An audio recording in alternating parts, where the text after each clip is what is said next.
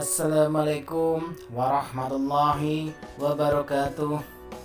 Apa kabar semuanya para penikmat channel Tobat 100% yang saya cintai dan selalu dimuliakan oleh Allah Subhanahu wa taala. Pastinya saya selalu mendoakan kalian semua semoga panjang umur, sehat keluarga, banyak rezeki, serta dijauhkan dari segala bentuk musibah dan diberkahi hidupnya oleh Allah Subhanahu wa taala. Amin amin ya rabbal alamin. Pada pertemuan kali ini, saya akan membahas mengenai kisah Raja Abraha menyerang Ka'bah dengan pasukan gajah. Terdapat peristiwa besar sewaktu kelahiran Nabi Muhammad SAW, yaitu penyerangan Ka'bah yang dilakukan oleh Raja Abraha.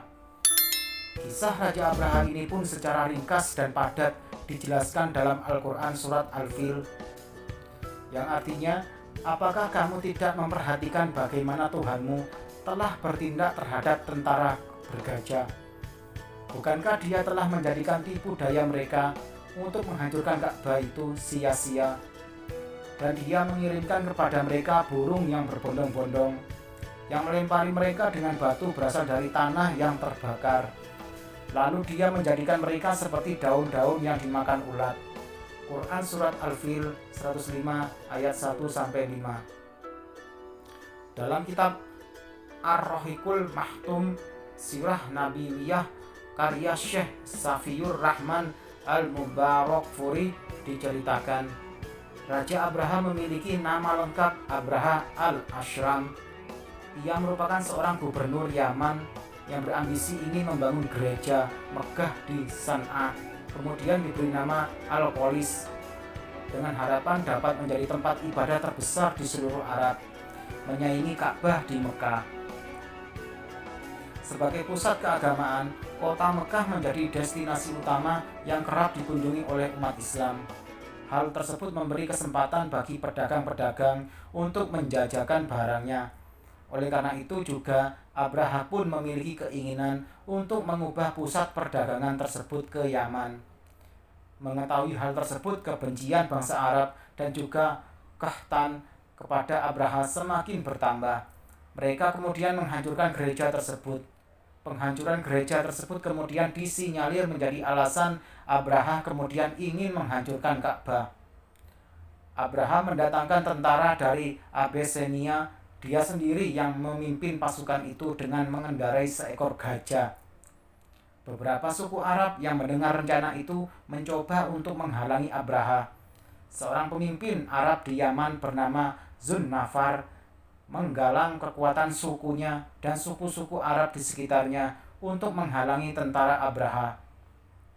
Zunnafar dapat dikalahkan oleh tentara Abraha sehingga ia ditawan dan hampir dihukum mati. Setelah itu ia kembali meneruskan perjalanannya hingga sampai di Muhammis. Di sini Abraha memobilisasi pasukannya, menyiagakan gajahnya dan bersiap-siap melakukan invasi ke kota Mekah.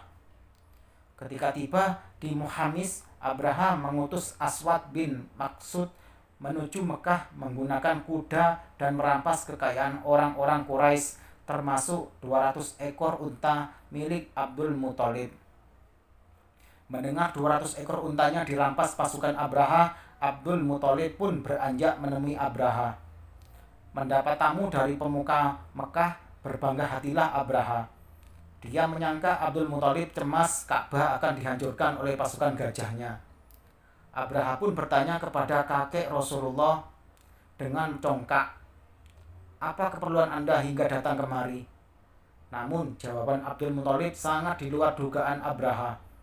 "Kembalikan 200 ekor unta milikku yang telah dirampas oleh pasukanmu," ujar Abdul Muthalib. Abraha pun terheran, "Mengapa kau lebih mengkhawatirkan untamu, padahal kami datang ke sini untuk menghancurkan Ka'bah? Mengapa kau tidak mengkhawatirkan Ka'bah itu saja?" ujarnya. "Unta-unta yang kau rampas itu adalah milikku, sementara Ka'bah merupakan milik Allah. Maka Allah lah yang akan melindunginya," jawab Abdul Muthalib ringan. Abraha terdiam namun geram. Dikembalikanlah unta-unta milik Abdul Muthalib. Saat kembali ke Mekah, Abdul Muthalib pun memperingatkan warga kota agar berlindung menyelamatkan diri. Wahai kaumku, tinggalkanlah Mekah, berlindunglah ke bukit. Sungguh aku melihat pasukan Abraha yang besar dan mustahil kita lawan, seru Abdul Muthalib. Bergegaslah warga Mekah meninggalkan kota, sementara Ka'bah tetap berdiri, tak satu pun warga yang melindungi. Ya Allah, kami menyelamatkan diri, kami, maka lindungilah rumahmu ini, doa Abdul Muthalib di depan Ka'bah sebelum meninggalkan kota. Sementara itu, pasukan Abraha pun bergegas menuju Mekah. Hentakan kaki gajah telah membuat bulu kuduk warga Mekah merinding.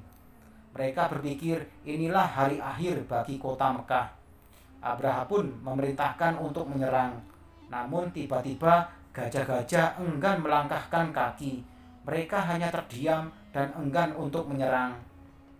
Meski telah dicambuk sang majikan, gajah-gajah itu berbalik arah dan enggan menuju Ka'bah.